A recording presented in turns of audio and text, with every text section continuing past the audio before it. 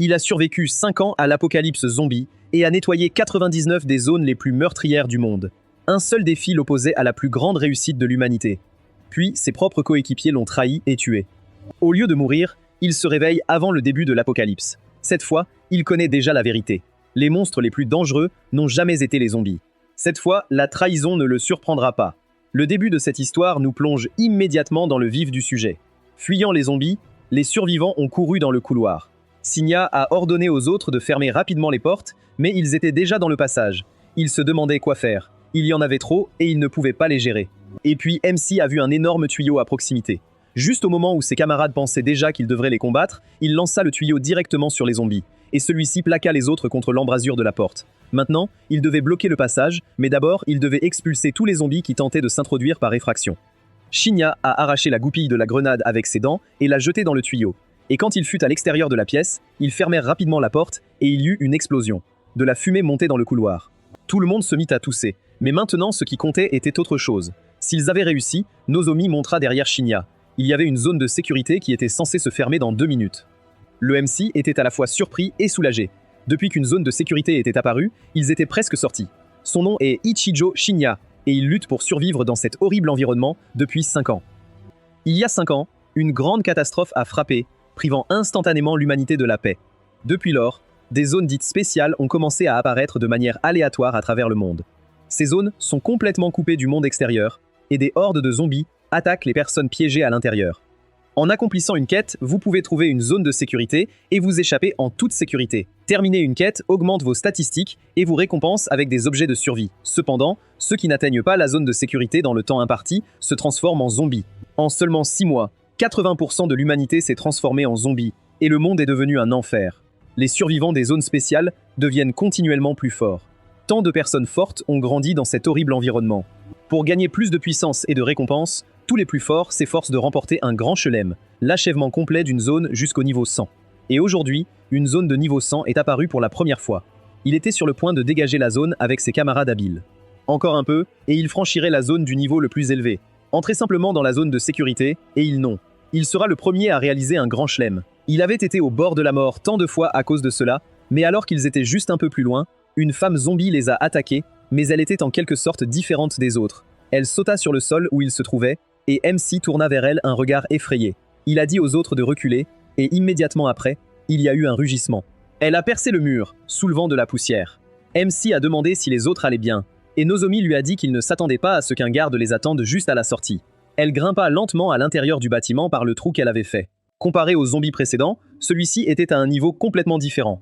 Mais s'il ne la battait pas, il n'atteindrait pas la zone de sécurité. Xinya a demandé combien de consommables ils avaient, et ils en avaient très peu. 5 potions de vitesse et 1 potion de force. Il a rapidement élaboré un plan. Il encaisserait le coup, et tous les 5 boiraient des potions de vitesse et la supprimeraient. Et il l'achèverait avec une potion de force. Un zombie les a attaqués. MC sauta sur le côté et but la potion. Mais elle avait un goût étrange. Pas comme une potion de force. Lorsqu'il bloqua l'attaque du monstre, il réalisa qu'il n'avait aucune force.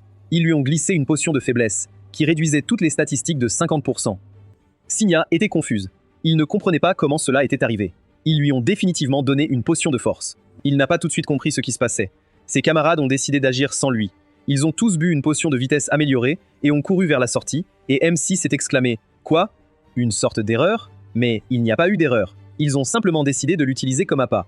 Sans consommable, il n'avait aucune chance de gagner, mais la sortie était proche. Cela signifie que, s'il la retardait simplement, il pourrait passer en toute sécurité, et s'il s'écrasait, il recevrait une plus grande récompense. Ils l'ont laissé se battre avec elle.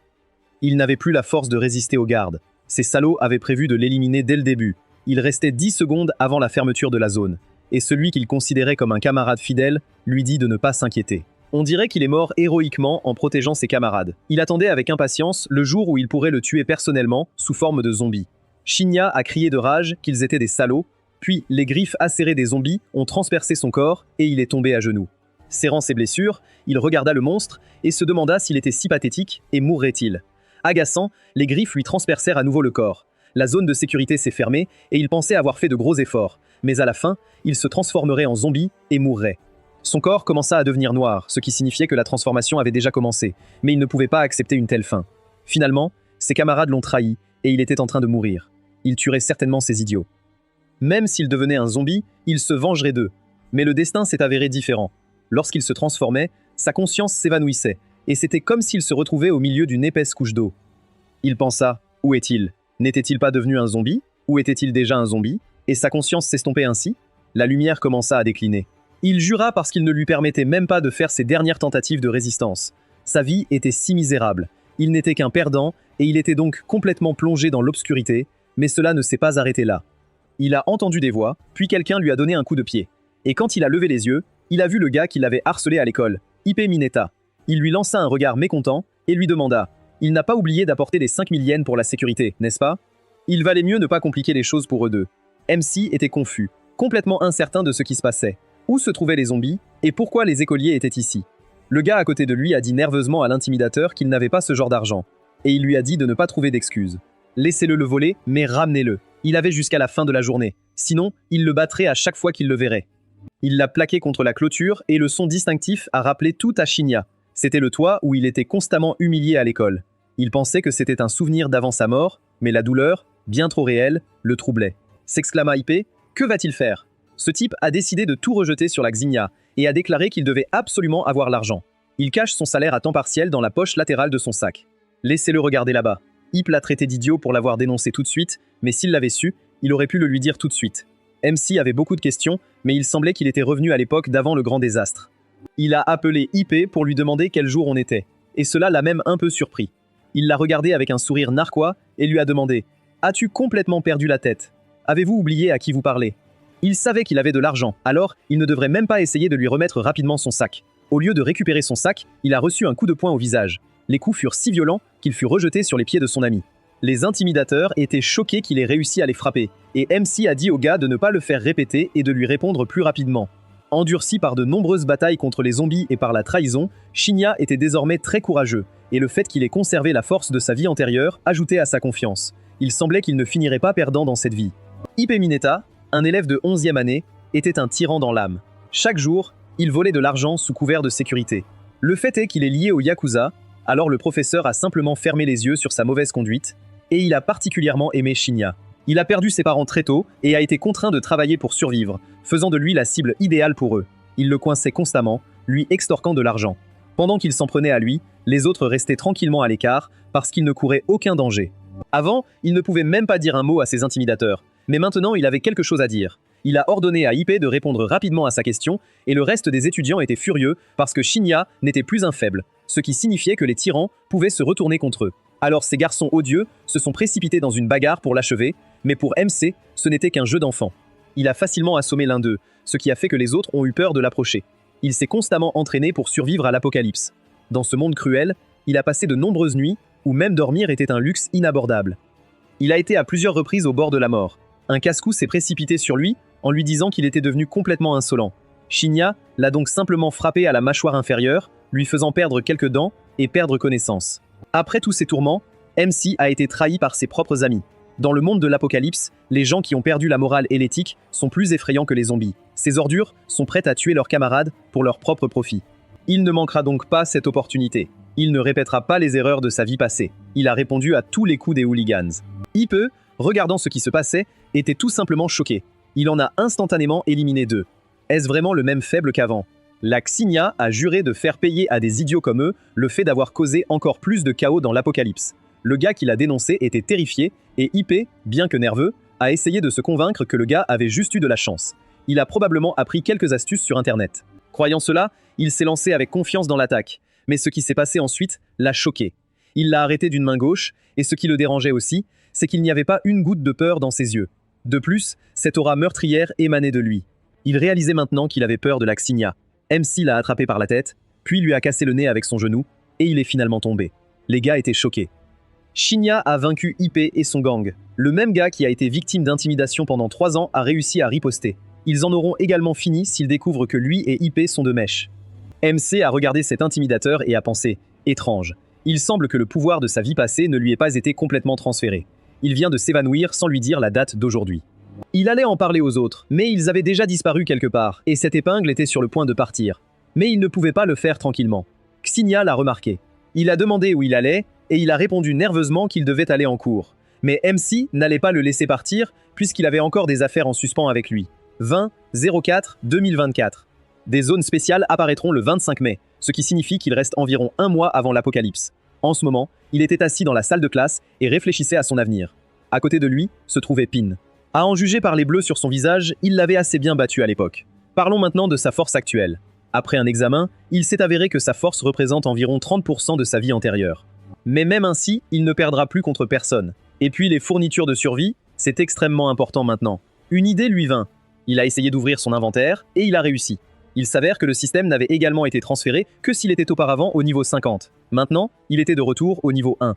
Après le début de l'apocalypse, des zones spéciales ont commencé à apparaître les unes après les autres partout dans le monde. La société s'est complètement désintégrée et l'humanité privée de protection a plongé dans un abîme d'horreur. La survie est devenue la principale préoccupation de l'humanité. Dans un monde sans ordre, une lutte pour les ressources a commencé. Les gens accablés par le désespoir et l'égoïsme faisaient du mal aux autres sans hésitation pour le bien des ressources. Comme les régions sont chaotiques, il est impossible de stocker des fournitures au même endroit, donc toute l'humanité a reçu un inventaire de niveau 1.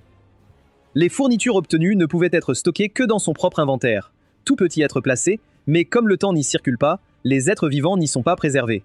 Un inventaire avancé peut stocker plus de fournitures, augmentant ainsi les chances de survie.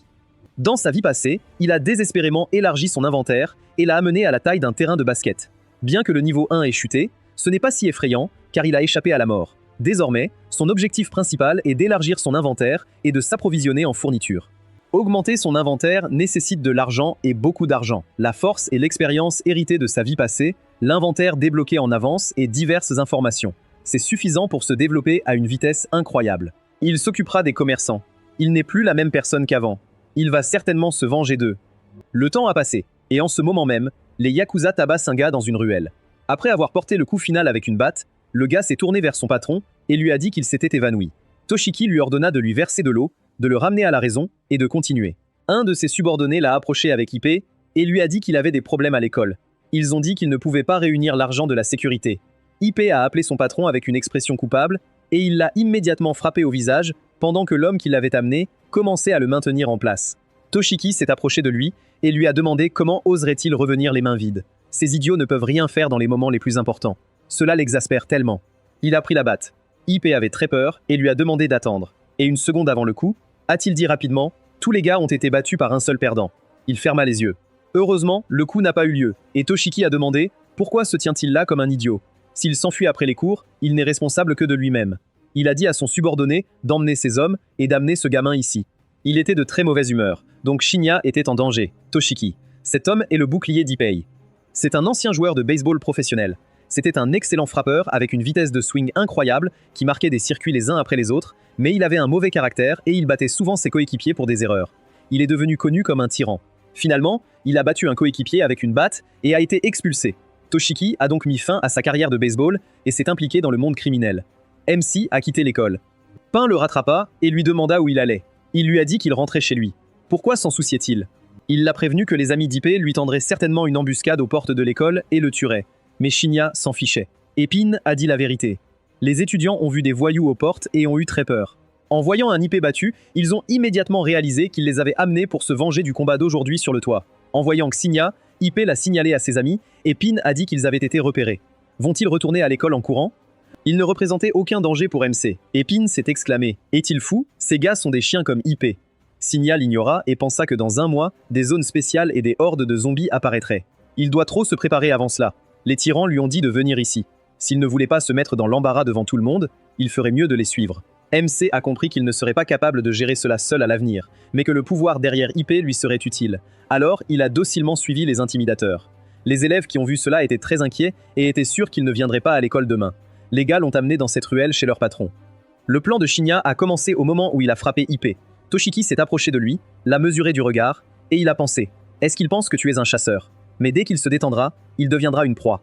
Toshiki a remarqué qu'il était très calme, et Ippei a demandé avec un sourire narquois « Est-ce qu'il fait semblant, mais a-t-il vraiment peur ?» Ils lui montreront ce qui se passe s'il les met en colère. S'il s'agenouille et s'excuse, peut-être qu'ils lui pardonneront. Sinon, il ne rentrera jamais chez lui. Un autre gars a passé un bras par-dessus son épaule et a demandé « Est-ce qu'il se rend compte à qui il a affaire? Il doit préparer au moins 1 million de yens. » Le MC l'a immédiatement frappé au visage, choquant Toshiki. Puis l'un de ses subordonnés s'est jeté sur lui avec une batte, mais il a réussi à esquiver le coup en se baissant à temps. Après cela, il a donné un coup de pied à son agresseur dans la poitrine, le repoussant, puis un voyou lui a sauté dessus par derrière et l'a attrapé. Les gars ont décidé de profiter de l'occasion et de lui casser les jambes. Mais malheureusement, la batte tombée a roulé jusqu'à ses pieds.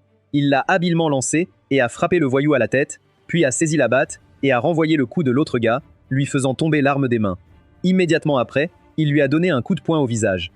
Mais il s'est rendu compte trop tard que le deuxième gars avait couru vers lui par derrière. Il l'a frappé avec la batte. Il était déjà heureux que cela l'ait frappé, mais Toshiki a tout vu. Ce n'était pas du tout le cas. Il a bloqué le coup avec son sac. Le type qui l'a attaqué a été choqué, puis il lui a donné un coup de pied à la tête et il est tombé aux pieds de son patron. Ippei fut très surpris. Il s'est occupé de tout le monde en un instant. Pourquoi est-il soudainement devenu si fort? Mais il s'en fiche. Il ne faut pas prendre à la légère leur patron. Il le remettra immédiatement à sa place. Toshiki s'approcha lentement de Shinya et balança la batte, qu'il esquiva adroitement, puis frappa à nouveau. MC esquiva à nouveau et attaqua en réponse. Il remarqua la chauve-souris juste devant son visage à temps et pencha son corps en arrière pour éviter le coup, puis se retira. Il serrait nerveusement les dents et pensait qu'il était plutôt bon, tant en défense qu'en attaque, sans un seul mouvement inutile. Ce type est-il vraiment un écolier? Ses yeux s'écarquillèrent soudain. Shinya s'est approché de lui en une seconde et a levé la batte au-dessus de lui. Après quoi, il a dit qu'il était trop ouvert. Il l'a frappé à la tête, lui a cassé le nez et il est immédiatement tombé. Ippei fut choqué par cette vue. Comment se fait-il que son patron ait été frappé en couvrant son nez qui saignait avec sa main? Toshiki pensait qu'un écolier ne pouvait pas avoir une telle force et une telle vitesse. Avec ce regard plein de rage meurtrière, Ippei avait affaire à un véritable monstre. Il leva un regard effrayé vers Shinya. Ce type ne les a pas respectés dès le début. Il lui a demandé avec enthousiasme de ne pas continuer le combat. Il se retirerait de cette affaire et le laisserait faire ce qu'il voulait avec Ippei. Et il pourrait lui aussi prendre sa place. Mais il ne se souciait pas d'Ippei. Il avait besoin de lui. Le temps passa, et le soir, Toshiki se rendit dans une discothèque pour voir son ami Hirakuri et lui raconta tout. Il a ri et a demandé « Est-ce qu'il a vraiment laissé un écolier le battre? C'est difficile à imaginer. » Toshiki a demandé « Alors, est-il là ou pas? Ce type n'est pas un écolier ordinaire. » Il a demandé « Alors, il veut qu'il le tue ?» Il n'y avait aucune raison de refuser un travail aussi facile. Seul un tiers des bénéfices de son territoire lui reviendrait. Il était indigné. Un tel prix pour un morveux. Est-ce qu'il se moquait de lui? Il lui rappela que c'était lui qui avait besoin d'aide. De plus, le tournoi arrivait bientôt. Tout le monde avait besoin d'argent. Et si la nouvelle d'aujourd'hui se répandait, son territoire serait ruiné. Toshiki devint nerveux et se demanda ce que signifiaient les paroles du garçon concernant son élévation au sommet. Est-ce que quelqu'un l'avait conduit jusqu'à lui? De toute façon, il ne pouvait pas le laisser en vie.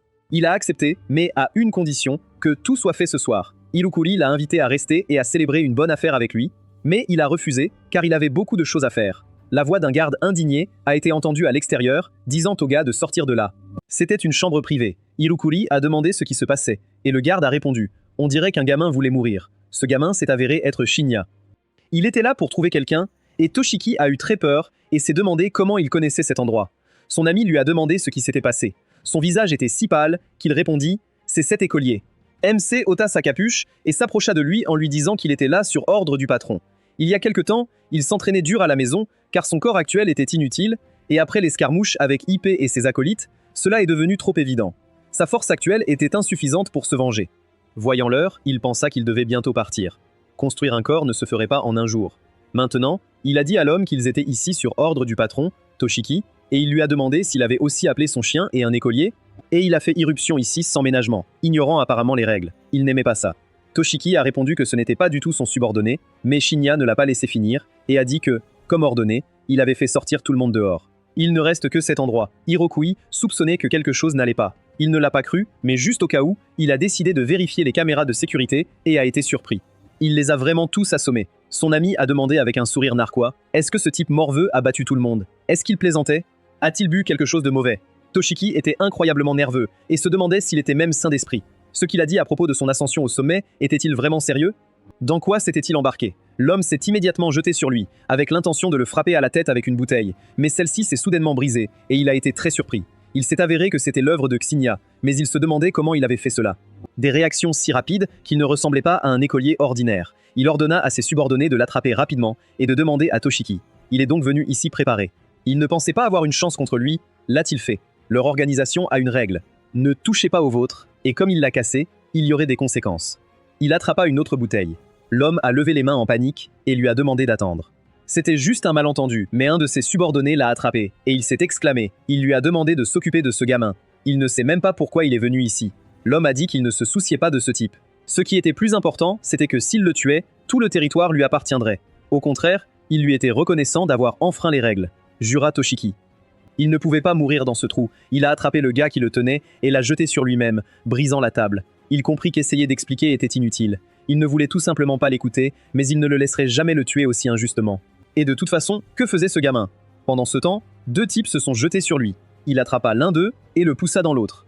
Puis il a rapidement reculé pour esquiver, puis le MC lui a jeté le gars et l'a frappé de toutes ses forces.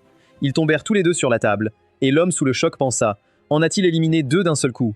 Et il n'a pas fait un seul geste inutile. Qui diable est ce type? Il a ordonné à ses autres subordonnés de le tuer, et ils se sont tous jetés sur lui. Shinya a esquivé le poing de quelqu'un, puis a frappé le gars au cou et à la tête. C'était au tour du gars suivant. Il s'en est occupé rapidement, puis ses amis l'ont attrapé et ont commencé à le maintenir en place pour que l'autre puisse le battre. Il a couru vers Shinya avec un cri de rage, mais à cause de sa maladresse, il a trébuché sur le corps de son camarade et a accidentellement brisé un verre sur la tête de son ami. MC s'est rapidement libéré de son emprise et a marché sur le pied du voyou qui le tenait toujours, le faisant lâcher prise, qui lui a immédiatement donné un coup de coude au visage avant de se retourner contre les autres. Il leur assène des coups précis et rapides, les assommant, et leur patron, incrédule, demande « Est-ce une blague ?» Il les avait tous éliminés à lui seul. Si cela continuait, il avait fini. Il ne pouvait pas le laisser vivre vivant. Il a sorti une arme à feu, un coup de feu a retenti, et Shinya s'est immédiatement retourné. Hirokuri a laissé tomber l'arme et Toshiki l'a fait tomber de ses mains et a dit qu'il ne laisserait personne pointer une arme sur le garçon. L'homme lui a rappelé avec colère qu'il l'avait battu, donc il ne devait pas intervenir pour pouvoir l'achever. Toshiki a dit que même s'il mourait, il ne repartirait pas d'ici vivant, donc c'était dans son intérêt de le garder en vie. L'homme a pris une bouteille d'alcool et a décidé de l'achever en premier. Mais il se demanda « Comment fait-il ça? Est-il vraiment un lycéen ordinaire ?» À cause de lui, ses issues de secours sont complètement coupées. Même s'il s'échappe aujourd'hui, l'organisation ne le laissera pas partir, mais ce gamin est désormais son seul espoir. Il a rassemblé ses forces dans un point et a frappé l'homme au visage, qui est tombé juste à côté de son arme. L'attrapant rapidement, il le pointa vers Toshiki, et avec un sourire sur son visage s'exclama « Sont-ils tous les deux décidés de le tuer? Désormais, son territoire lui appartiendra. » Mais il a complètement oublié Shinya. Il a sauté, lui a donné un coup de pied au visage et l'a assommé. Toshiki s'assit sur le canapé pour reprendre son souffle et pensa que ce gamin ne l'avait pas seulement éliminé, mais aussi tous les autres en une seule journée. MC s'est approché de lui et lui a demandé quelle était sa réponse. Il faisait référence à leur conversation de la journée. Il lui a répondu que l'organisation ne lui pardonnerait pas de toute façon et qu'il n'avait donc pas le choix. Et pourquoi l'a-t-il choisi? Il lui a dit qu'il l'avait rencontré en premier. C'est toute la raison. Et Toshiki a dit « Alors, il devrait remercier cette coïncidence. Sinon, il traînerait avec eux maintenant. Au fait, que va-t-il faire de ce gâchis ?» Shinya lui a dit d'en faire son territoire. Il a également dit de l'élever au sommet. Toshiki a dit qu'il essaierait, mais que bientôt l'organisation découvrirait ce qui s'est passé. Puis, ils seraient tous les deux pourchassés. Que prévoit-il ensuite? Que doit-il faire? Il lui a dit qu'il ne voulait pas être vu en public et qu'il serait donc son patron. Comme ce soir, il va étendre son influence et le pousser vers les sommets. Laissez-le récupérer tout l'argent de l'organisation au centime près et donnez-le lui. Toshiki était très surpris. Ils avaient tellement besoin de parler, mais maintenant son esprit était complètement vide à cause du chaos récent, et il lui a donc simplement proposé à boire pour ce plan fou. Le MC a mis sa casquette sur sa tête et s'est dirigé vers la sortie en demandant s'il avait oublié, ou quoi. Il est encore écolier. Au fait, a-t-il de l'argent? Toshiki était même confus au début. Il n'aurait jamais pensé qu'on lui demanderait de l'argent. Il lui a donné tout ce qu'il avait sur lui et lui a dit que si cela ne lui suffisait pas, il volerait quelqu'un d'autre, mais il n'a pas besoin de plus. L'essentiel est suffisant pour un taxi. L'homme fut surpris. Il s'est vraiment impliqué avec un gars qui n'a même pas d'argent pour un taxi? Il a dû perdre la tête aussi. Shinya a demandé « Si vous comptez cet endroit, combien d'alliés et d'argent ont-ils » Toshiki lui répondit que Hirokuri comptait environ 50 hommes. C'étaient ses combattants. Ils étaient de bien meilleure qualité que ses subordonnés. Des tâches spéciales leur sont assignées, c'est pourquoi l'organisation leur fournit des armes à feu. Il compte environ 30 hommes. Avec eux, sa puissance de combat doublera. Quant aux finances, à cet égard, lui et Hirakuri sont au même niveau. Les grosses sommes d'argent ne leur parviennent pas. Pour les hauts gradés, ils sont remplaçables, donc la majeure partie de l'argent leur revient. Bulganiren contrôle le casino, les bars et les discothèques. La sécurité est assurée par Kawase Teruisa et leur patron, Kunigawa Tatsuya, s'occupe de toutes les finances. Son anniversaire est la semaine prochaine et tout le monde lui offrira des cadeaux. C'est essentiellement un hommage. Celui qui donnera le plus obtiendra une promotion. Des gens comme lui et Hirakuri s'étaient mis en 4 pour récupérer l'argent. Mais maintenant, connaissant son plan fou, tout cela n'avait plus d'importance. MC lui a dit de ne pas s'inquiéter et lui a promis de l'élever rapidement à ce niveau. Et il pensa, quel idiot il avait été de penser qu'il aurait peur et reculerait. Il a commencé par proposer d'échanger des contacts, mais il n'avait pas de téléphone et il a poussé un profond soupir. Il pensait qu'il cesserait bientôt d'être surpris. Shinga a dit que ces gars-là étaient tout simplement hors d'état de nuire. Peut-il gérer cela tout seul ou doit-il rester? L'homme lui a dit de ne pas s'inquiéter. Il avait déjà appelé les gens, et s'il les réhabilitait, ils oublieraient de quel côté ils étaient. Des voix se faisaient entendre dehors. Ils étaient arrivés. Les gars sont entrés dans le club en se demandant pourquoi tout le gang Hirakuri était inconscient. IP était parmi eux, et il fut le plus surpris de tous, car il vit Shinya. Le MC a dit au revoir à Toshiki, mais il lui a demandé d'attendre et a ordonné à IP de venir. Il a immédiatement couru vers lui et lui a demandé « Ne vient-il pas d'acheter un nouveau téléphone ?» Qu'il le lui donne. Il l'a remis au patron sans hésiter, puis il l'a donné à Shinya, lui disant de l'utiliser. Tous les contacts sont déjà là. Il a refusé, mais l'homme a insisté et lui a passé le bras autour de l'épaule. Il forme une équipe maintenant. Il ne peut laisser rien lui arriver. De combien de personnes a-t-il besoin? Il n'aimait pas qu'il agisse de manière si frivole avec lui, et il jeta sa main de son épaule, lui disant de ne pas devenir arrogant et de simplement suivre ses instructions, c'est tout.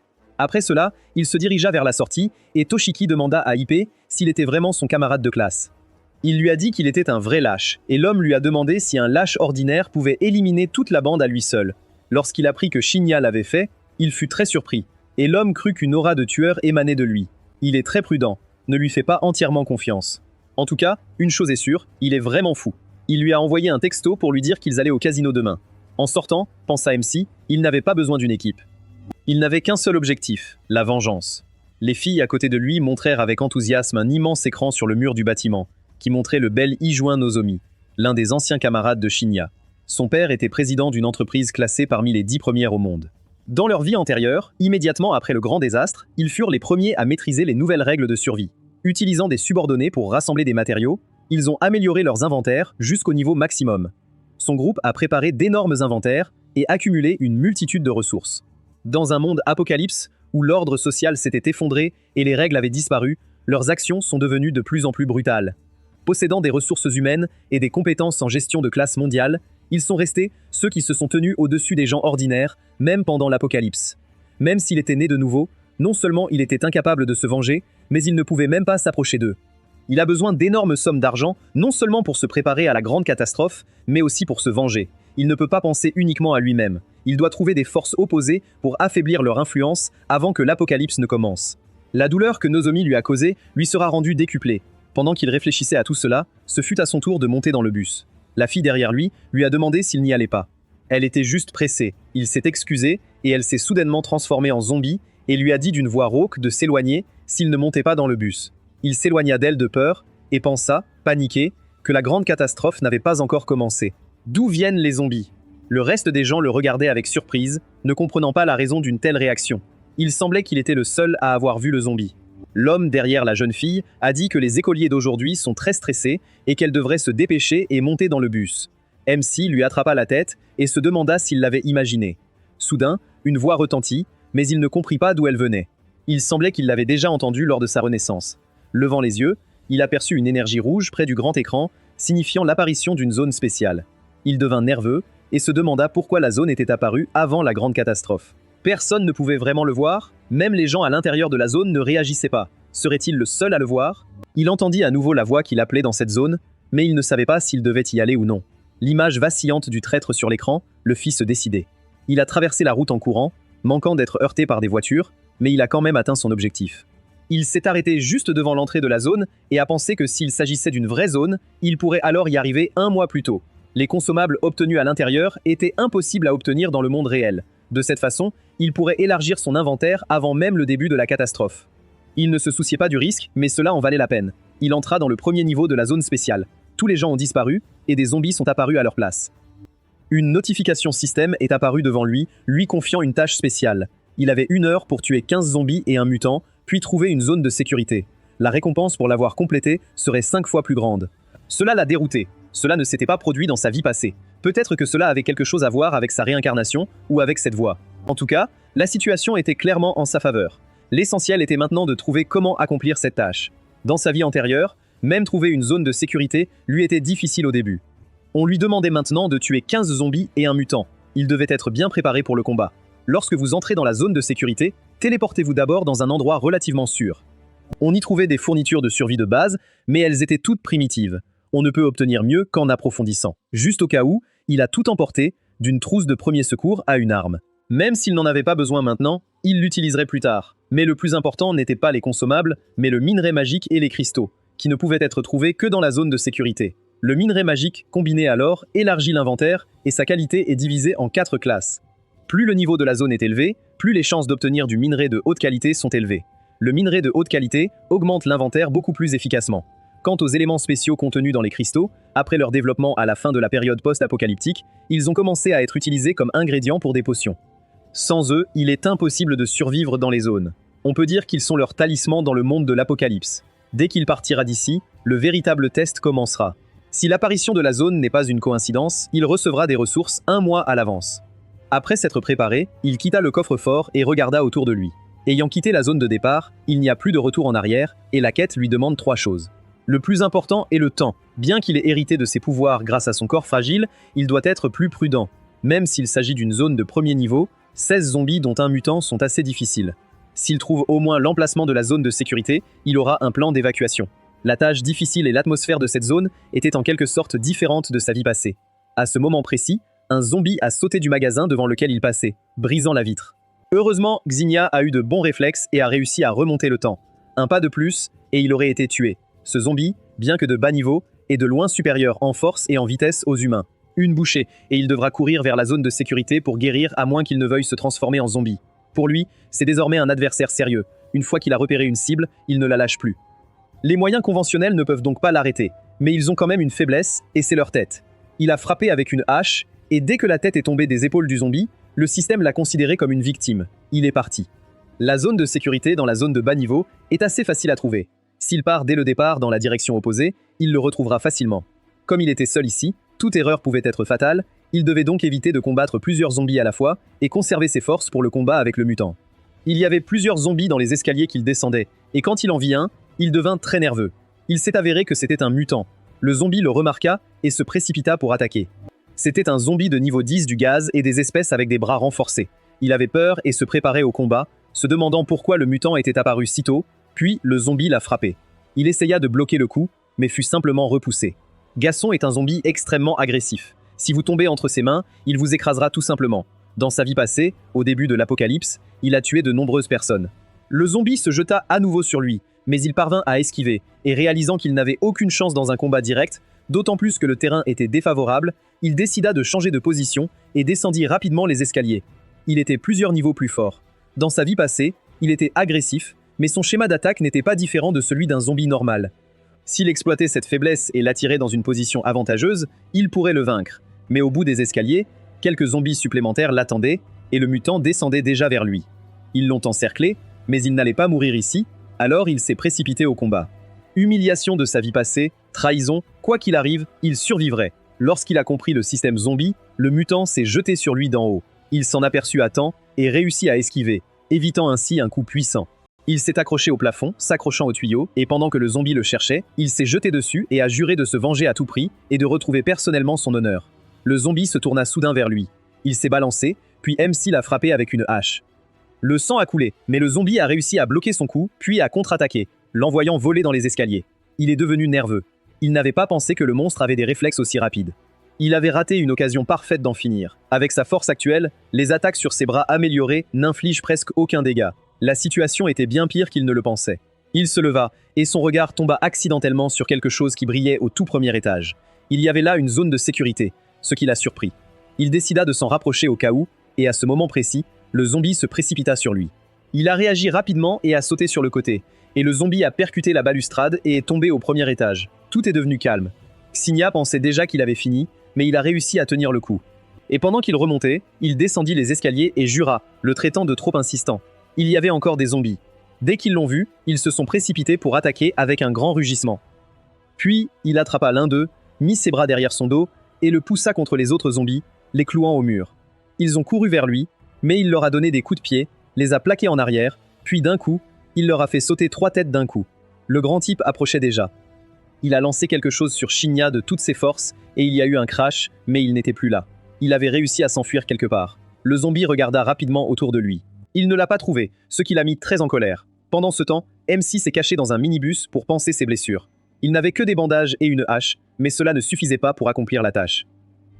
Il n'avait pas le droit à l'erreur. Ce fut à la fois le point de départ de sa vengeance et l'étape la plus importante. Pour l'instant, il lui suffisait de se diriger vers la zone de sécurité. Les mutants gardaient leur distance. Soudain, le minibus s'est mis en mouvement.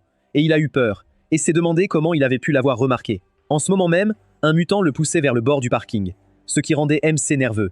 Il savait que c'était dangereux de rester là, et quand le bus a commencé à tomber, il a sauté, et s'est retrouvé à côté du zombie. Il lui fallait agir. C'était maintenant ou jamais. Il a visé directement la blessure, a réussi à lui couper le bras, et s'est immédiatement retiré en pensant que l'essentiel maintenant est au moins d'affaiblir cet idiot. Mais cette hache ne durera pas longtemps. Le monstre rugit bruyamment, perdant son bras, et se précipita immédiatement pour attaquer.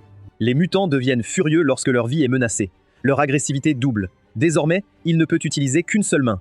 S'il coupe l'autre, cela le privera de ses forces. Il a frappé avec une hache, laissant une énorme et longue coupure sur la main du zombie, puis il lui a donné un coup de pied et l'a projeté au sol, puis a immobilisé sa main tenant la hache. Il paniquait terriblement. Son coup n'a pas pu l'arrêter, encore un peu, et il aurait pu l'achever, mais maintenant il ne peut plus bouger.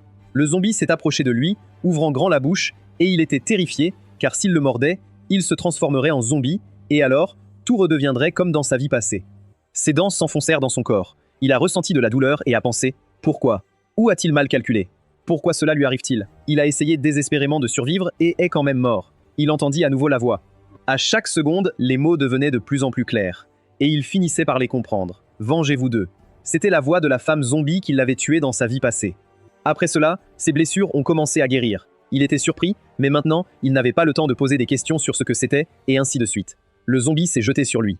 Il se retourna sur le côté, évitant le coup, puis s'en éloigna pour se mettre à une distance plus sûre. Il regarda ses mains avec surprise et pensa « Que se passe-t-il » Il a été infecté par le virus zombie, mais il ne s'est pas transformé en zombie. De plus, toutes ses blessures étaient complètement guéries. Peut-être qu'un hit a quelque chose à voir avec cette voix mystérieuse. Il a l'impression que cette voix vient de l'intérieur de lui, et il l'a déjà entendue. Il esquiva une autre attaque et se souvint de tout. Il a déjà entendu cette voix, et elle appartient à Tail, le zombie de niveau 100 qu'il a rencontré à la fin de sa vie passée. À ce moment-là, son esprit était consumé par la colère. Toute sa conscience était concentrée sur la zone de sécurité, il ne se souvient donc que de ce qui s'est passé juste avant sa défaite. Mais à ce moment-là, la zone avait déjà commencé à s'effondrer, il aurait donc dû se transformer en zombie et apparaître dans le monde réel avec elle. Mais pour une raison quelconque, il est de nouveau là. Cela signifie qu'elle est ici avec lui aussi dans ce monde. Cela semble impossible, mais étant donné la situation actuelle, c'est vrai, elle est en lui. Elle est entrée en lui avant que la zone ne disparaisse, et elle est revenue dans ce monde avec lui. Le fait qu'il ait vu la zone spéciale avant que le grand désastre n'arrive, et aussi le fait qu'il ne réagisse pas au virus zombie, qu'il ait la capacité de guérir les blessures, c'est grâce à elle. Alors maintenant, peut-il encore se considérer comme humain? Il a bloqué l'attaque du zombie, a été repoussé, et il a réfléchi avec un visage sombre. Survivre grâce à la puissance de son ennemi juré de longue date, un zombie, c'est tellement ironique. Il se souvenait des traîtres. Désormais, il ne se soucie plus de la source de son pouvoir. Si c'est pour se venger, alors il lui donnera son corps. Il balança et porta un coup puissant au zombie, le coupant en deux, et pensa que s'il pouvait exploiter le pouvoir du zombie, sa vengeance viendrait encore plus vite. Il s'occuperait certainement de ses traîtres. Le temps a passé et il a finalement éliminé tous les zombies et atteint la zone de sécurité. Les trophées se trouvaient juste derrière le portail de voyage. De l'autre côté du portail se trouvait une pièce avec une seule boîte, et il remarqua que tout ici était pareil que dans sa vie passée.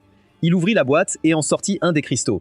C'était une pierre magique de niveau débutant, et les récompenses étaient en effet 5 fois supérieures à celles promises dans la quête.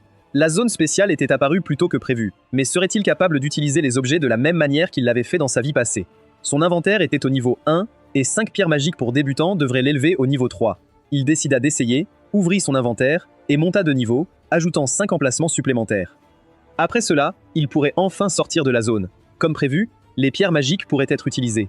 Et alors les prochains mois seraient très importants pour lui. Non seulement les trophées, mais aussi les statistiques qui augmentent après avoir terminé une zone spéciale sont également multipliées par 5. En plus, il veut tester autre chose. Ce cristal contient un virus zombie, et s'il est traité, il peut être utilisé pour créer diverses potions, mais il en sait peu. S'il est manipulé avec négligence, il peut accidentellement transformer les gens en zombies. Ses pensées furent interrompues par le cri d'une jeune fille, suppliant l'homme de la laisser partir. Il l'a conduite dans une ruelle, lui proposant de s'amuser, et Xenia a eu la brillante idée de tester le cristal sur cet homme ivre. Il est passé en poussant délibérément l'ivrogne, et la jeune fille en a profité pour s'enfuir. Il ne la poursuivit pas, car il en avait déjà assez, et décida d'aller boire un verre quelque part. Le lendemain arrivé, la ruelle a été bouclée par la police, et un corps y a été retrouvé. Les secours sont arrivés sur place. Un policier a vu Carizano et a dit qu'il l'attendait. C'était la première fois qu'il voyait quelque chose de pareil. Il les conduisit au corps. C'était l'ivrogne. Son corps était gravement enflé et bleu, et il était couvert d'ampoules. Karasano a immédiatement senti une odeur d'alcool et a attribué cela à un empoisonnement, mais son élève, Natsume Etsuoka, a décidé de tout vérifier minutieusement. Elle toucha les zones où la peau avait commencé à se décoller, frotta le sang entre ses doigts, et Kurosano lui dit qu'il partait. Leur travail ici était terminé.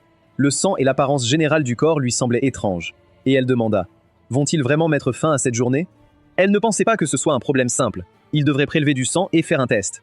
L'enseignante a fermement dit que c'était fini, mais elle s'y est opposée. Ce sang n'avait définitivement pas l'air normal. Il l'a arrêtée en disant qu'elle pratiquait toujours, alors ne la laissez pas se laisser emporter, simplement parce qu'elle a étudié à l'étranger et suivait ses instructions.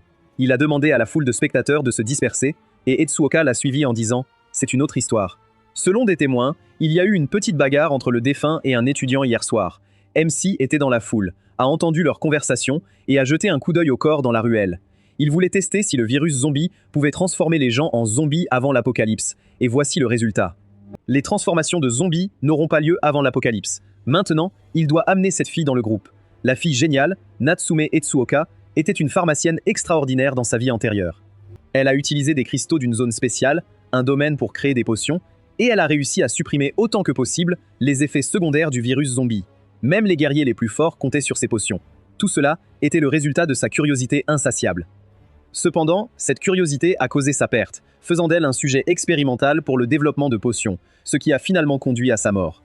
S'il parvient à lui faire créer des potions pour lui, il pourra considérablement augmenter sa puissance de combat à la fois dans le monde réel et dans le domaine. Dans cette vie, il en fera certainement son allié. Pendant ce temps, Kurisano est montée dans la voiture pendant qu'elle essayait de le forcer à agir. Mais il l'a ignoré et est parti. Elle l'a traité d'arrogant et a décidé de tout gérer elle-même. Puis Shinya s'est approché d'elle et lui a dit qu'il était l'étudiant qu'elle recherchait. Ils allèrent dans un autre endroit pour discuter où Toshiki les attendait déjà. Ipei a demandé pourquoi il louait un tel endroit et était pressé de le nettoyer. Il a répondu en demandant comment il devait le savoir. Son camarade de classe l'a appelé et il est venu ici. Bientôt, Shinya est venu ici avec Etsuoka. Il a immédiatement demandé comment se déroulaient les travaux et l'homme a répondu qu'il avait tout préparé. Mais comment savait-il qu'il y avait un laboratoire inutilisé dans un tel endroit? Etsuoka est passé par Ipei et il est immédiatement tombé amoureux de sa beauté. Mais elle s'intéresse davantage à toutes sortes de choses scientifiques, pas aux hommes. Sur le site d'un si grand laboratoire, elle a immédiatement commencé à courir autour et à tout examiner avec plaisir. Et Toshiki a dit à Shinya que le nettoyage était terminé. Mais il ne comprend pas tout cet équipement. Il leur faudra donc tout tester et voir s'il peut être utilisé. MC regarda autour de lui et pensa « Cet endroit n'a pas été utilisé depuis longtemps, mais même dans sa vie passée, c'était son laboratoire après l'apocalypse. » Il a demandé à l'homme d'attendre ici pour pouvoir lui parler, et il s'est demandé « Qui est cette femme pour lui préparer un tel laboratoire ?» Il ne comprend pas du tout ce que pense ce type. Est-ce une sorte de tactique de séduction complexe? Pendant ce temps, Shinya a approché Etsuoka et lui a suggéré de discuter du sujet principal avant de commencer à examiner l'équipement. Après quoi, il lui montra le cristal et dit que cet homme était mort à cause de ça. Elle ne comprenait pas comment le cristal et la mort de l'homme pouvaient être liés et lui demanda de la laisser l'examiner de plus près, mais il refusa. Elle était très persistante et voulait examiner rapidement cette chose, mais elle s'est rapidement ressaisie et a finalement demandé pourquoi il avait décidé de lui en parler et de l'avoir amenée ici. A-t-il une arrière-pensée? Il réfléchit une seconde et remarqua qu'elle était vraiment intelligente. Il avait besoin de son aide pour examiner ce cristal. Elle enfila des gants et transféra le cristal dans un récipient séparé, et elle se demanda pourquoi il l'avait choisi. Son professeur était meilleur. MC a dit qu'il savait. Elle est partie à l'étranger au collège et s'est spécialisée en sciences médico-légales, et au cours de ses études, elle a reçu de nombreux prix. Elle a été saluée comme un génie dans ce domaine. Elle est récemment revenue au Japon et travaille actuellement comme interne en médecine légale. Elle sourit et remarqua qu'il en savait beaucoup sur elle, ce qui signifiait qu'il était venu pour une raison. Alors que doit-elle faire? Dit-il sérieusement. Désormais, l'information sera top secrète. Avant de parler, il souhaite clarifier une chose. Est-elle prête à devenir l'une de ses associées? Si elle devient associée, elle pourra utiliser ce laboratoire comme bon lui semble. Il lui apportera également autant de cristaux dont elle a besoin et couvrira tous les frais de recherche. Elle verra un monde complètement différent d'avant. Mais si elle refuse, c'est la fin de leur conversation. Au lieu de répondre, elle s'est assise à table et a mis le cristal sous le microscope, et il a demandé « Est-ce que cela signifie qu'elle est d'accord ?» Elle lui a dit que s'il lui donnait ce cristal, elle accepterait n'importe quelle condition, et il a dit qu'elle pouvait en être sûre. Il sourit. Tout s'est déroulé exactement comme il l'espérait. Après avoir examiné le cristal, Ezuka confirma sa supposition. Ce cristal contient un virus qui provoque la mort des organismes vivants et accélère leur décomposition. Contrairement à la mort normale, le corps bouge lorsqu'il est inconscient. Ce n'est plus humain. MC a dit que le corps qu'elle a vu n'a pas bougé pour une raison quelconque, mais elle a dû remarquer que même s'il était mort, son corps était renforcé. S'il bougeait, il posséderait un pouvoir bien plus grand que sa force dans la vie. Il les appelle les morts-vivants ou les zombies. Par conséquent, le cristal capable de transformer les gens en zombies contient deux composants. L'un est un composant de zombification et l'autre est un composant qui améliore les fonctions corporelles. Il veut qu'elle sépare complètement ces deux composants et crée une potion qui améliore les fonctions du corps humain. La tâche d'une séparation complète est extrêmement difficile. Il est nécessaire d'atteindre une pureté la plus élevée possible, proche de 100%. Par conséquent, la rareté de cette potion est déterminée précisément par sa pureté. Elle a précisé que par zombie, il voulait dire que le corps serait capable de bouger. Il l'a confirmé et a dit qu'il était sûr qu'elle avait beaucoup de questions. Mais pour l'instant, il veut qu'elle se concentre sur la recherche du cristal. Un jour, dans un avenir pas si lointain, il lui dira tout. Il a loué un salon à l'étage inférieur pour qu'elle puisse y vivre. Il s'en va maintenant, alors laissez-la se concentrer sur ses recherches. Elle lui a demandé de lui dire au moins son nom, et c'est ainsi qu'ils se sont finalement rencontrés. Après cela, Shinya s'est approché de Toshiki et lui a dit qu'il partait, et il a demandé à Ippei de rester ici et de l'aider à s'y habituer. Pendant qu'ils descendaient dans l'ascenseur, Toshiki a demandé où ils allaient, mais il a été ignoré et a demandé comment les choses se passaient avec Hirakuri. Il lui dit que tout le monde le suit, mais se corrige rapidement. Tout le monde suit grand frère. MC lui a dit de ne pas l'appeler grand frère, c'est leur patron, qu'ils ne commettent pas de telles erreurs. Après cela, pensa-t-il, c'est confirmé que le domaine est réel. Il ne devrait pas non plus trop s'inquiéter à propos de la potion. Il ne reste plus que l'argent. Il dit à Toshiki de se préparer. Il se dirigeait vers beaucoup d'argent. Oguno-ren, âgé de 20 ans, avait du sang sur les mains. Il ne recule devant rien pour grimper jusqu'au sommet, et il y est arrivé par une méthode assez brutale. Il dirige une entreprise de divertissement, ses principaux domaines d'activité étant les casinos et les discothèques. Les casinos, en particulier, lui rapportent le plus grand profit.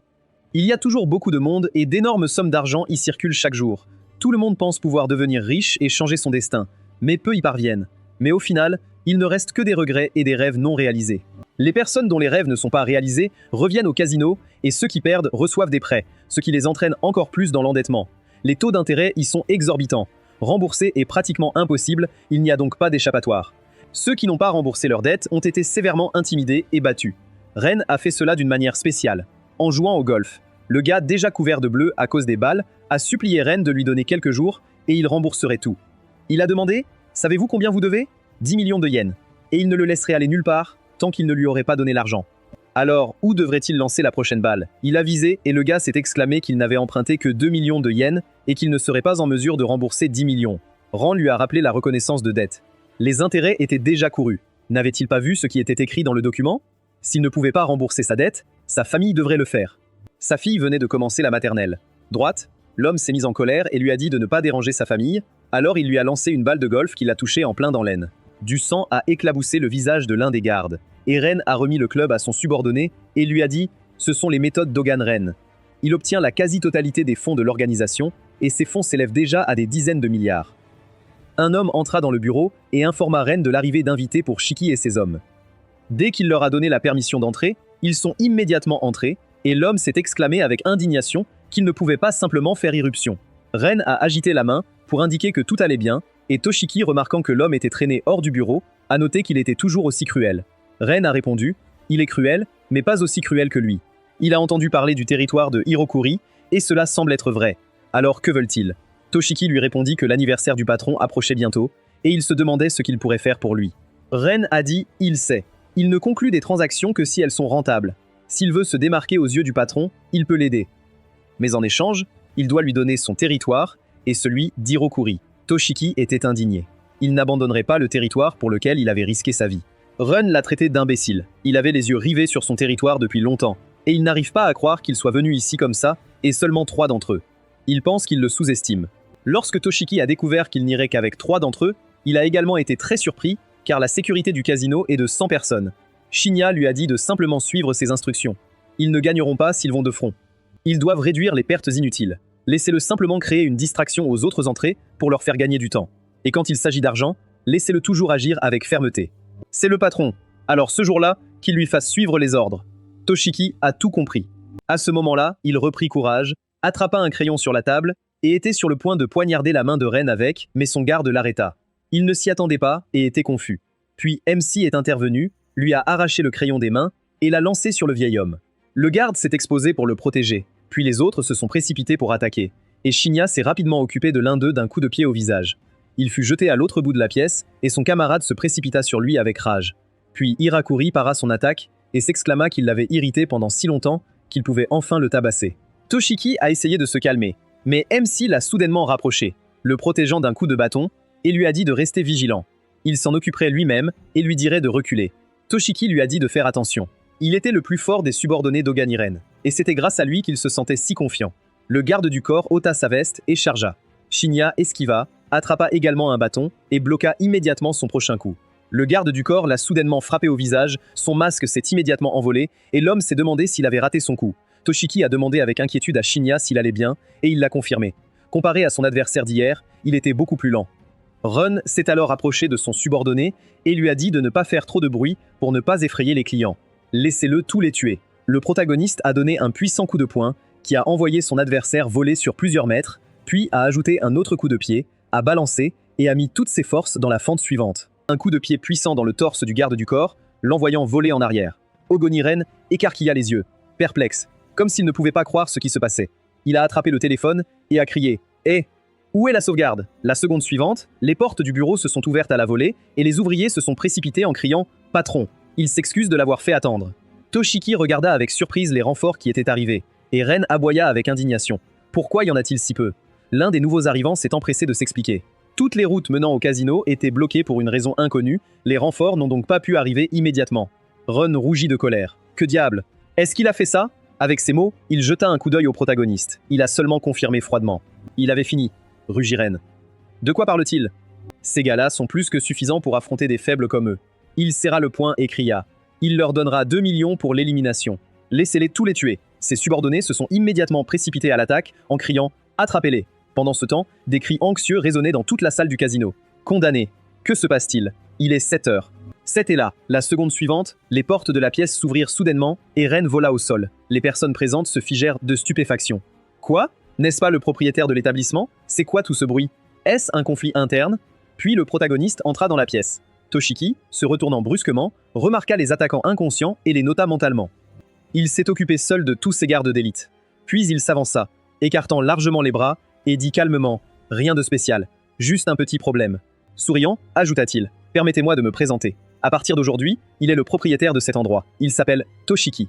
Pour célébrer cette occasion, tout le monde recevra 10 000 jetons, alors profitez du jeu. » La foule a poussé des cris de joie. « Hourra !»« Merveilleux, merci. » Puis Nozomi s'est avancé et a déclaré « C'est une grande décision. » Toshiki lui jeta un regard surpris, et quelqu'un d'autre murmura avec étonnement. « C'est Nozomi. Pourquoi est-il ici ?» Toshiki regarda l'invité et dit « Eh bien, il ne pensait pas le voir ici. » Nozomi a répondu calmement. « Il vient parfois ici pour se détendre. » Il entendit un bruit venant de la salle VIP et décida de vérifier ce qui se passait.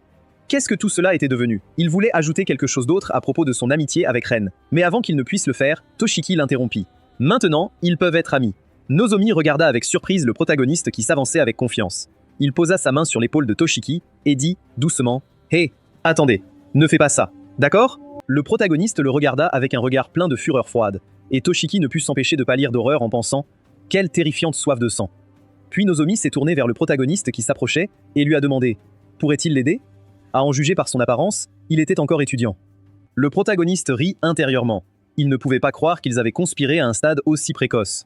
Minagawa Tatsuhiro, Ishizaki Lala, Rick, Hiruman, Nozomi, tous ces gens, héritiers d'une entreprise dominant le secteur financier. Même après l'apocalypse, ils sont restés insouciants car ils avaient supprimé tous les obstacles.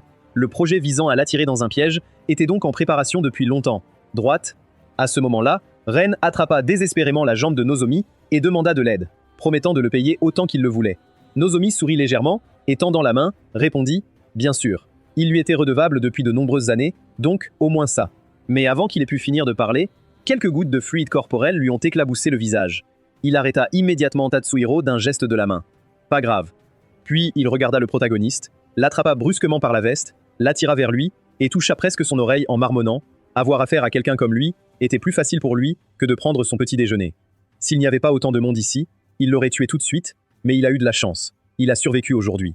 Après cela, il s'est retourné et a dit « C'est ennuyeux ici, sortons d'ici. » Mais la seconde suivante, on l'a appelé, a-t-il finalement dit « Ils se reverront. » Nozomi se tourna légèrement, lançant un regard sérieux au protagoniste, puis ordonna à Tatsuhiro de garder un œil sur cet insolent. Tatsuhiro répondit brièvement « Bien ». Pendant ce temps, Toshiki annonça haut et fort que chacun pouvait retourner à ses affaires. Les jetons seront distribués ultérieurement. Le protagoniste fronça les sourcils et remarqua mentalement qu'il l'avait presque tué. Non. Il ne le laissera pas mourir si facilement. Pas avant qu'il ne l'endette. Toshiki s'est approché de lui et a appelé « Frère ». Le protagoniste le regarda d'un air interrogateur. « Quoi ?» Toshiki commença à dire « C'est dangereux de faire de Nozomi ton ennemi. Son influence est… » Mais avant de pouvoir terminer sa phrase, le protagoniste lui tendit la main et dit calmement qu'il comprenait. Quelque chose d'autre est plus important maintenant. Combien le casino a-t-il gagné aujourd'hui? Toshiki le regarda avec étonnement. Quoi? Il vérifiera tout plus tard. Pourquoi a-t-il besoin de ça? Le protagoniste a redressé son costume et a fermement ordonné de profiter de chaque opportunité pour acheter de l'or et de s'assurer qu'il s'agissait d'une affaire au comptant. Toshiki était encore plus surpris. Argent? Pourquoi? Le protagoniste a rajusté sa cravate et a répondu froidement que cela ne le regardait pas. Il ne se souciait pas de combien cela coûtait. Il devait l'acheter et le livrer au laboratoire. Il avait des choses à faire, alors il commencerait. Sur ces mots, il se dirigea vers la sortie. Toshiki voulait s'y opposer, mais le protagoniste était déjà parti. Pendant ce temps, des calculs couraient dans l'esprit du protagoniste. L'inventaire ne pouvait être étendu jusqu'au niveau 10 qu'avec des pierres magiques. Mais pour dépasser le niveau 10, il fallait de l'or. Le niveau 11 nécessitait 360 pièces d'or, et après cela, le besoin augmente de façon exponentielle. Dans ce monde post-apocalyptique, de grandes quantités d'or étaient rapidement épuisées. Il devait stocker autant de ressources que possible et, avant tout, élargir son inventaire. Il laisserait l'exploitation de l'or à Toshiki et se concentrerait sur la recherche de territoires spéciaux. L'or est une ressource limitée. Si ses réserves augmentent, Nozomi en aura moins. Au bout d'un moment, les yeux du protagoniste s'écarquillèrent soudainement. Il regarda autour de lui avec surprise et marmonna cette réaction. Est-ce un domaine spécial? Où est-il? Puis il remarqua des éclairs d'énergie rouge au-dessus des toits et s'exclama là. En s'approchant, il se figea d'étonnement. Est-ce une école? Non. Quelque temps plus tard, dans la classe, Pin sortit sa chaise et s'assit. Il pensa avec inquiétude. Est-ce que Shinya va bien? La seconde suivante, une pile de manuels tomba sur le bureau à côté de lui avec un bruit sourd. Un de ses camarades de classe s'est assis sur le bureau voisin et a remarqué que c'était le siège de Shinya. Pin haussa les épaules et demanda. Et alors?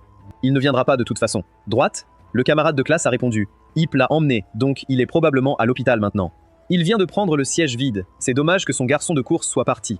À ce moment-là, la fenêtre s'est ouverte et l'un des étudiants a couru vers elle en criant ses cahiers. Le protagoniste a jeté les fournitures scolaires de son camarade de classe. Pin a appelé le protagoniste avec surprise. Il lança un regard froid à son camarade de classe et lui ordonna sèchement de se perdre avant de le frapper.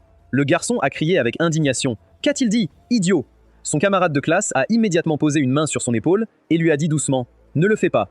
Il a même battu Ip. Il vaut mieux ne pas plaisanter avec lui. Le reste des élèves de la classe se regardèrent et commencèrent à chuchoter.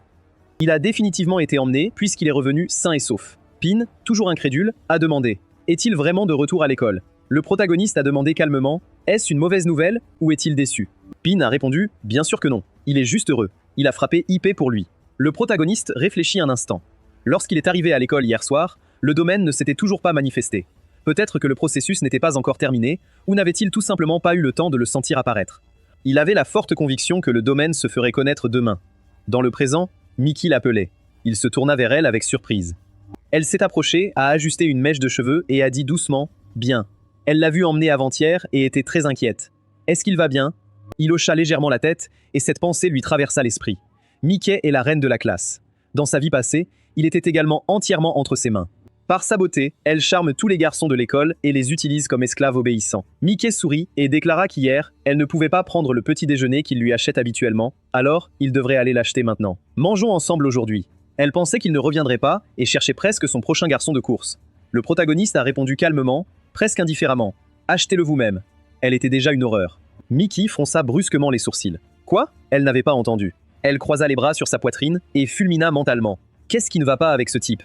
C'est lui qui est aux yeux de tout le monde. L'un des intimidateurs a immédiatement crié après Shinya. C'est un idiot. Pourquoi parle-t-il à Mickey comme ça? Un autre camarade de classe a accepté. C'est exact. Il devrait être reconnaissant qu'elle lui parle. Mickey leva la main, appelant tout le monde à se calmer. Elle va bien. C'est assez. Ils sont tous amis. Mais les garçons n'ont pas lâché prise. Non. Ce type les méprise clairement. Il ne comprendra rien tant qu'il ne sera pas confronté à une véritable cruauté. À ce moment-là, Mickey rit légèrement.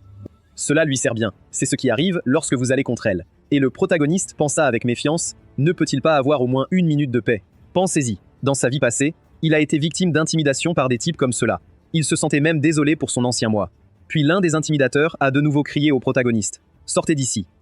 Il n'a pas le droit de se comporter ainsi simplement parce qu'il a eu affaire à Ip. La seconde suivante, le protagoniste a attrapé le gars par la tête à une vitesse fulgurante et l'a violemment frappé contre le bord du bureau.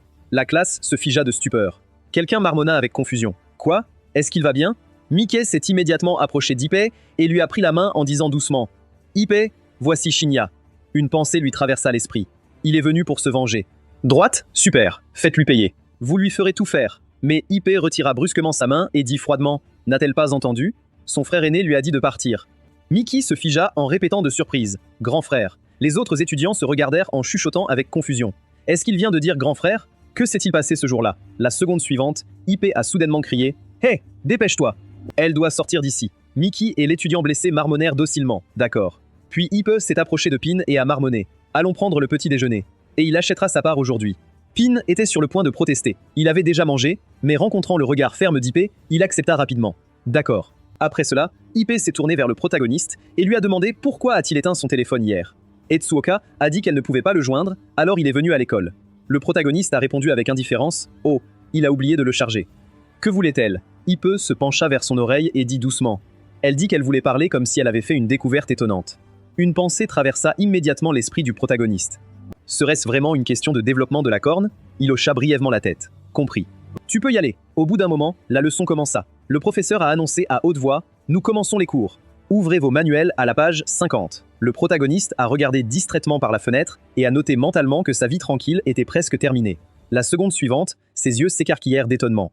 La classe entière fut soudainement inondée de liquide corporel. Le système a annoncé « Entrant dans un domaine spécial, niveau 5. Mission spéciale, atteignez un endroit sûr dans les 20 minutes.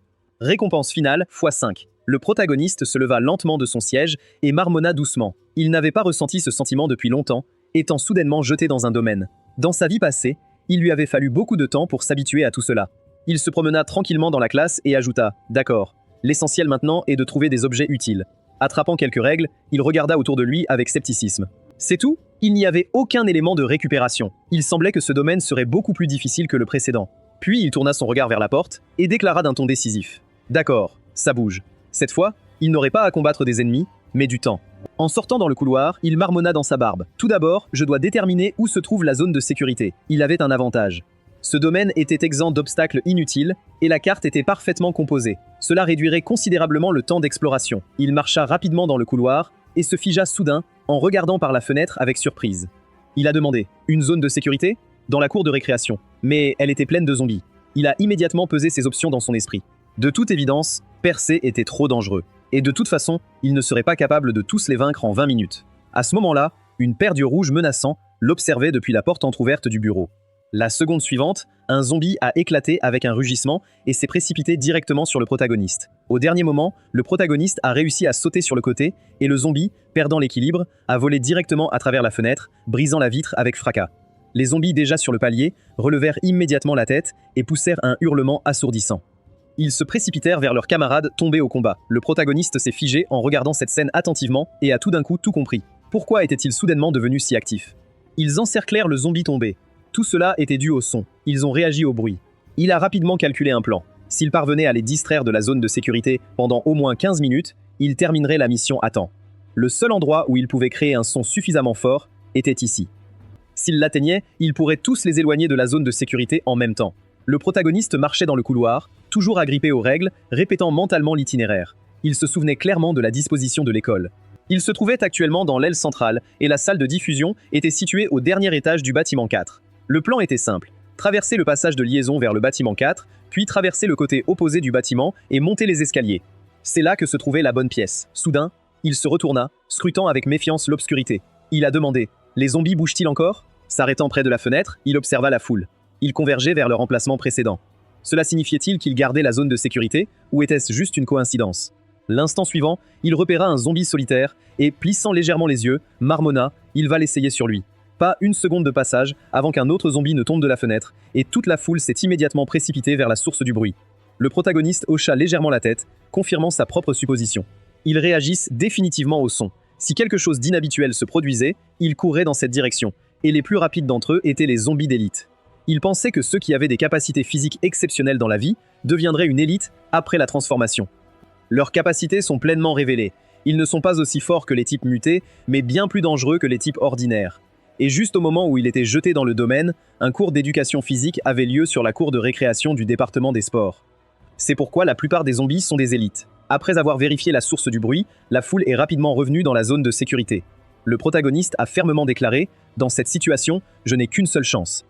Les erreurs sont inacceptables. Il jeta un coup d'œil autour des couloirs sombres où les ombres semblaient s'épaissir et ajouta que le moment décisif est la percée vers la salle de diffusion. La seconde suivante, un zombie surgit du coin, tenant une pelle, et 2 paires d'yeux rouges brillèrent de la porte entr'ouverte derrière lui. Sans perdre un instant, le protagoniste s'est précipité en avant, a placé la règle autour du cou de l'adversaire et a tiré l'arme vers lui. Pendant ce temps, ses pensées couraient furieusement.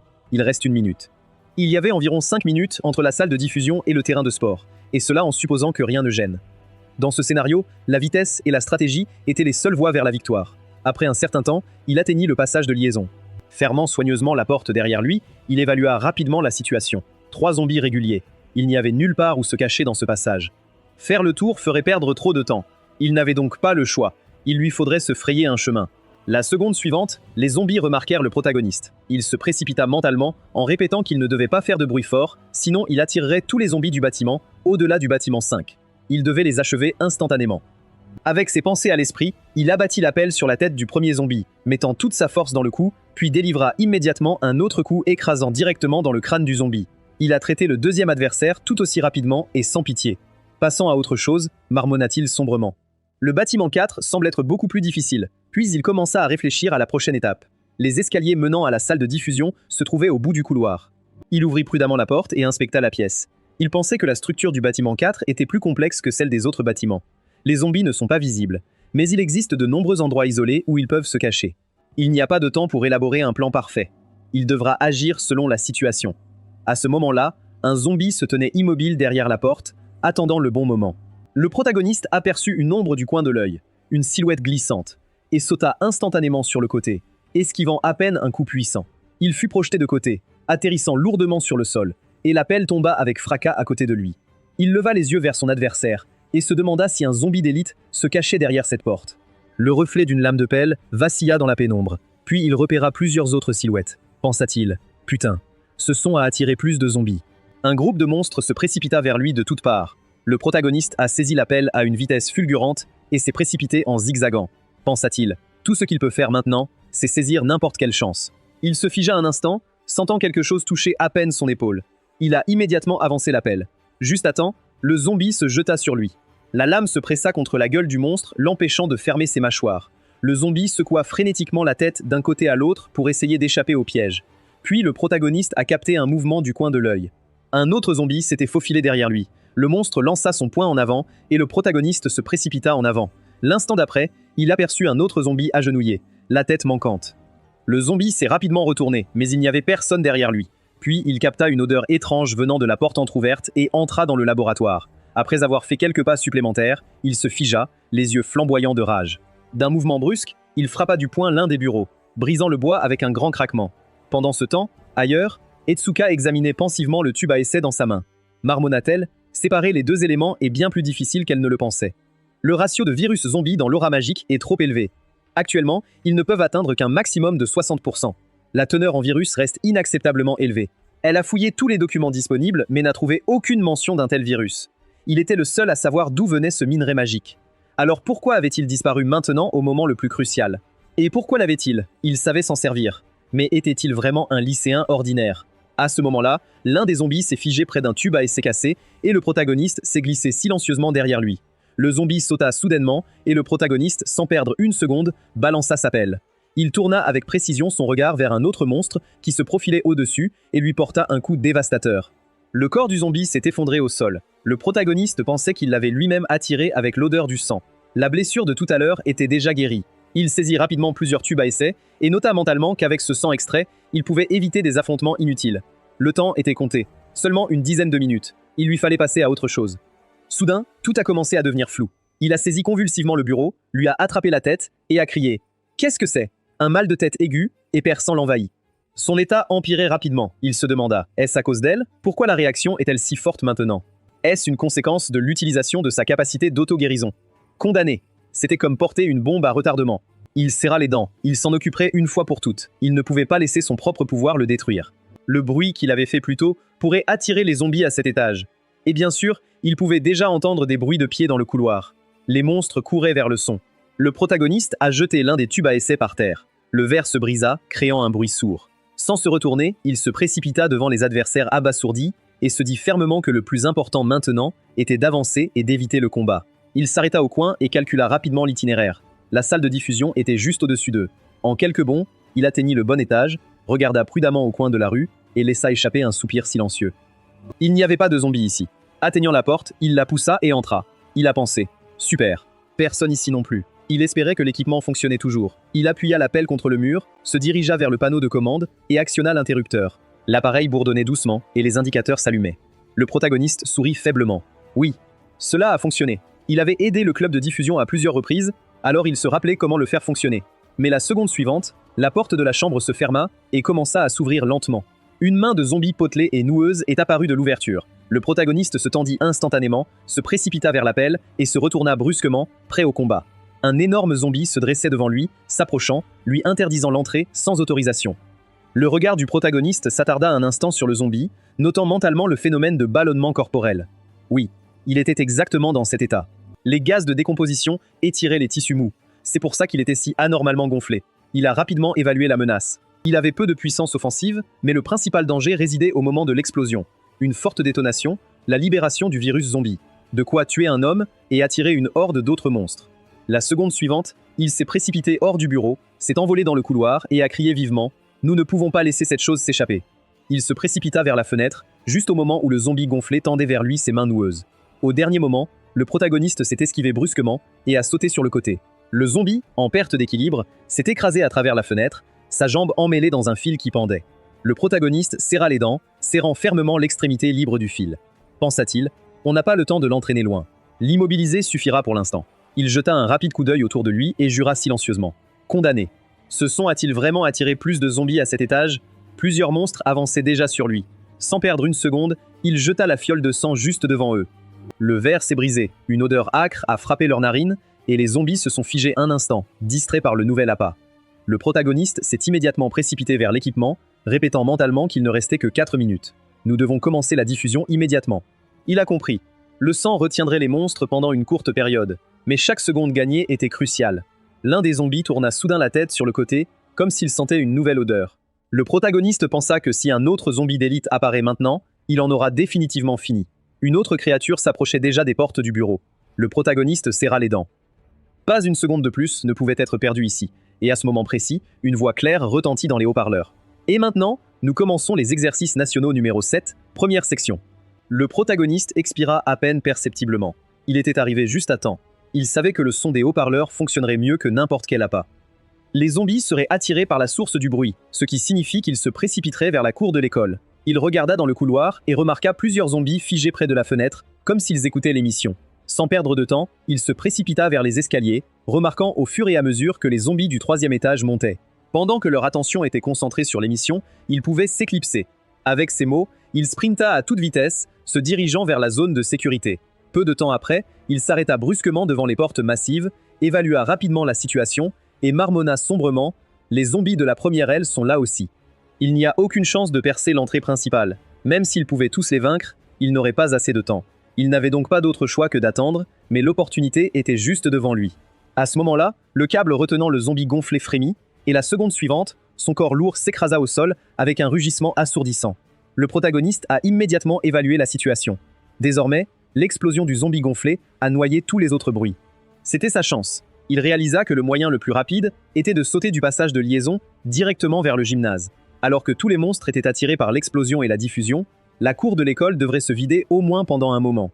Quelques secondes plus tard, il remarqua un champ vide et rit légèrement. Il le savait. Sautant par-dessus la clôture, murmura-t-il, à ce rythme-là, il réussira. Même si les zombies trouvaient rapidement la source du son, il leur faudrait du temps pour l'atteindre et détruire l'équipement. Le haut-parleur annonça ensuite la 3e section. Et puis le protagoniste a levé la tête et a crié « Quoi ?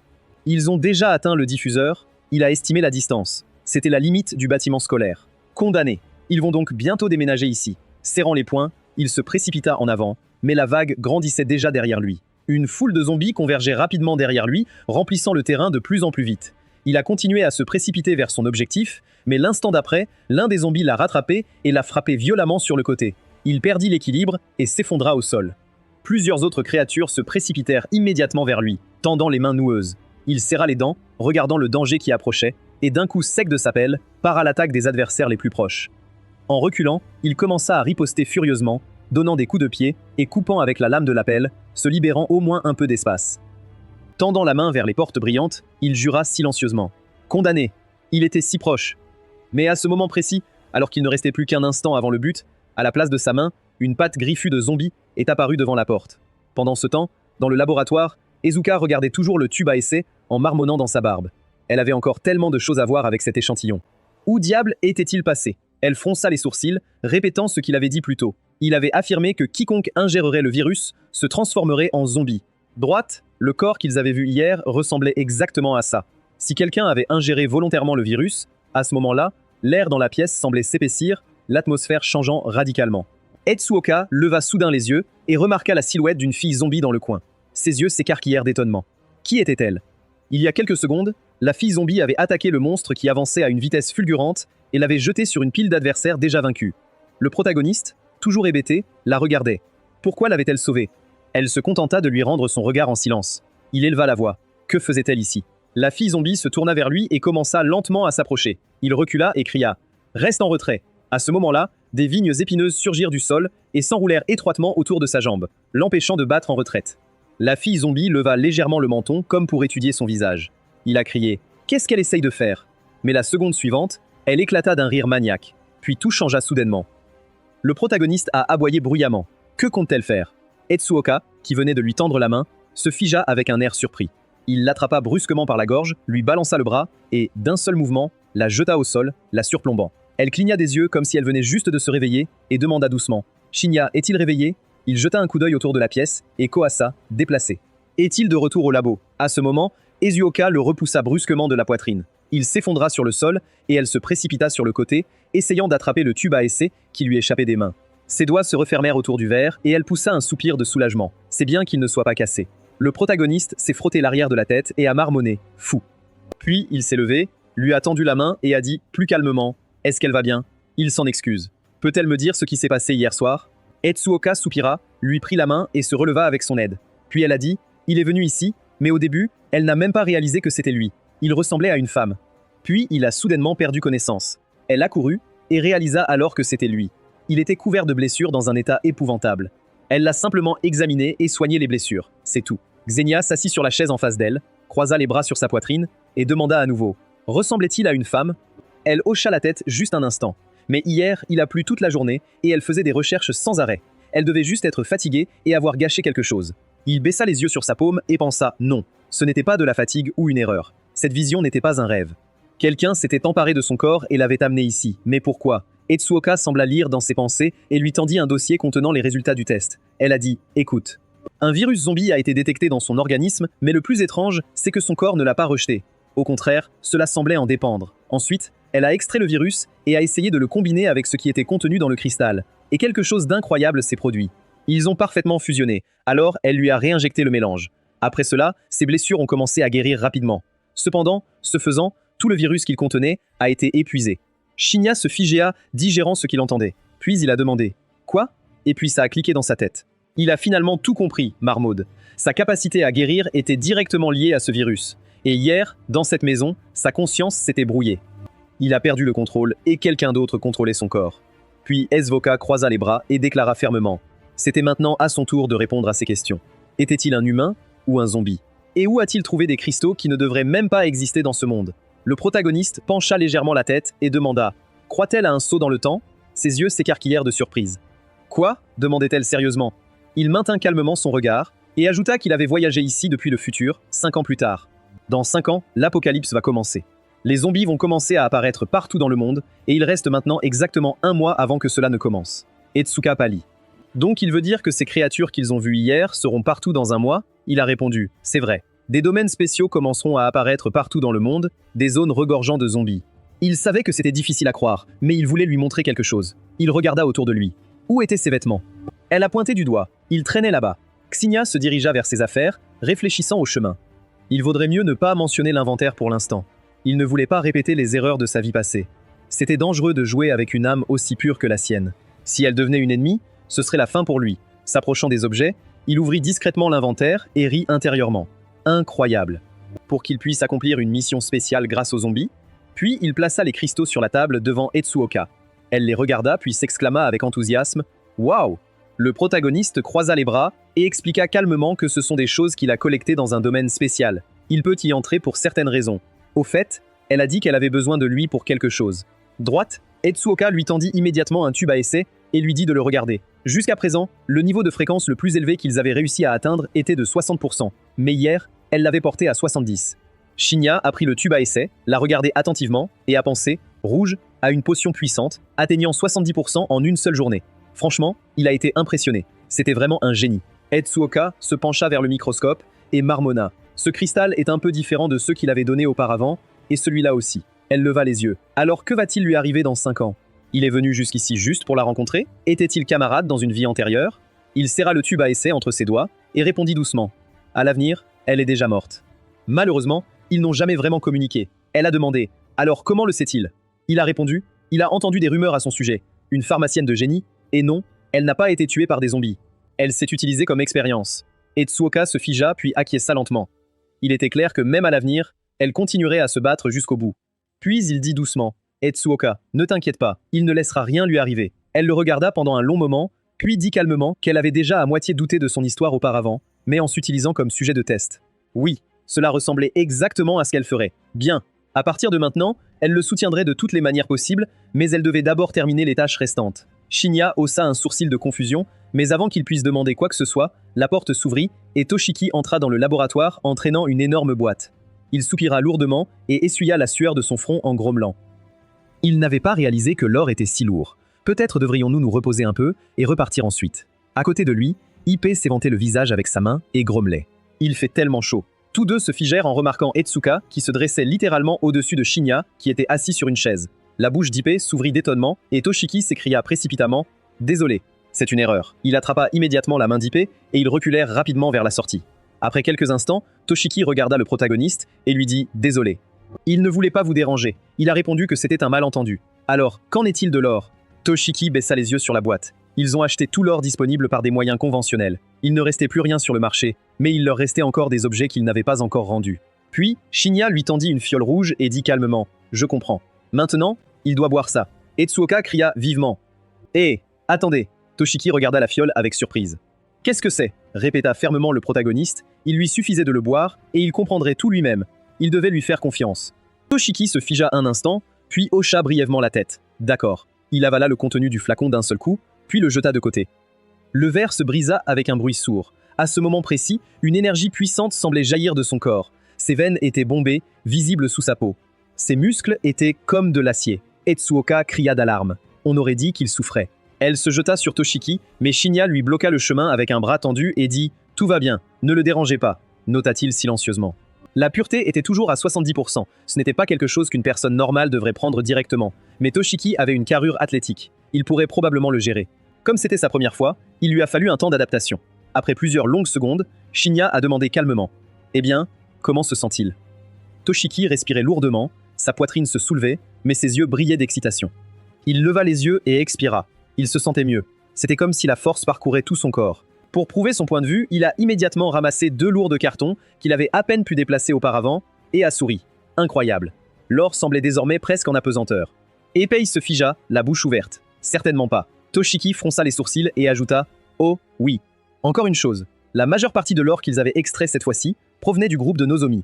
Il ne resterait probablement plus grand-chose. » Shinya hocha lentement la tête. Il a compris. Pour l'instant, il suspendait la collecte d'or. La priorité était désormais d'accumuler des ressources et de prendre le contrôle de toutes les factions. Il prendrait l'initiative lors de la fête d'anniversaire de Tatsuya. Il résuma mentalement qu'il avait prévu cette situation d'or, mais quelque chose d'autre le surprit. Les effets des potions s'étaient manifestés avant les symptômes du virus zombie. Si Etsuoka était un vrai génie, elle serait bientôt capable d'élever la pureté si haut que même les gens ordinaires pourraient l'utiliser. Et s'il forçait d'autres comme Toshiki à adopter la formule, il pourrait leur confier l'essentiel du travail. Il pourrait alors se concentrer entièrement sur la conquête de territoire et la chasse à des démons spéciaux. Il espérait lui soutirer jusqu'à la dernière pièce avant l'arrivée de l'apocalypse. Quelque temps plus tard, Nozomi jouait au billard. Il s'est préparé à un autre coup et a déclaré qu'il avait entendu dire que quelqu'un avait acheté tout l'or sur le marché. Sait-il qui était derrière tout ça? Rick se tenait à proximité, les bras croisés, et répondit non. Mais à en juger par la façon dont tout s'est bien passé, c'était une sorte de groupe. Acheter tout l'or sur le marché en une seule journée n'est pas une blague. Nozomi s'est assise et a demandé « Peut-être que c'était lié aux événements internationaux ?» Rick secoua la tête. Non, cette option était déjà exclue. Ils ne connaissaient pas les objectifs de ce groupe, mais grâce à leurs actions, le prix du marché s'est envolé. Dans le même temps, il ne restait presque plus d'or physique. Une autre chose étrange était que chaque transaction était effectuée uniquement avec de l'or physique. Nozomi a précisé « Physique ?» Rick a confirmé « Oui ». En fait, ils sont presque les seuls à détenir encore de l'or véritable. Pourquoi ne le vendraient-ils pas à ces prix élevés? La situation est stable maintenant et il n'y aura plus une telle poussée. Nozomi a demandé « Est-il sûr ?» À ce moment-là, Hiruman, qui se tenait à proximité, remarqua qu'ils avaient passé des années à accumuler cette réserve. Ils ne devraient pas laisser tomber ça si facilement. Assis au bord de la table de billard, a ajouté Hiruman, la prudence ne fait jamais de mal. Droite, elle pense qu'il vaut mieux le garder pour le moment. Ils doivent attendre de savoir qui ils sont et ce qu'ils prévoient. Nozomi a porté un coup puissant. Eric a soupiré et a dit « Ils pensent qu'ils devraient vendre tant qu'ils le peuvent. Ils collectaient de l'or pour gagner de l'argent. » Droite, si le prix est bon, il vaut mieux vendre. En fin de compte, bien sûr, c'est sa décision. Sur ce, il regarda Nozomi. Nozomi s'enquit alors de l'état d'avancement du projet de reprise du vieux quartier. Rick a répondu « Les négociations sont presque terminées. Les entrepreneurs sont déjà sur place. Ils discutent toujours des conditions avec les résidents restants. » Nozomi a posé une autre question. Rick, sait-il pourquoi ils sont tous réunis ici? Il devina, probablement pour obtenir des résultats à tout prix. Mais Nozomi a claqué le ballon et a crié « Faux, c'est la voie pour les faibles. » Ils sont tous nés dans des conglomérats financiers. Pour cette raison, peu importe à quel point ils travaillent dur, tout ce qu'ils gagnent est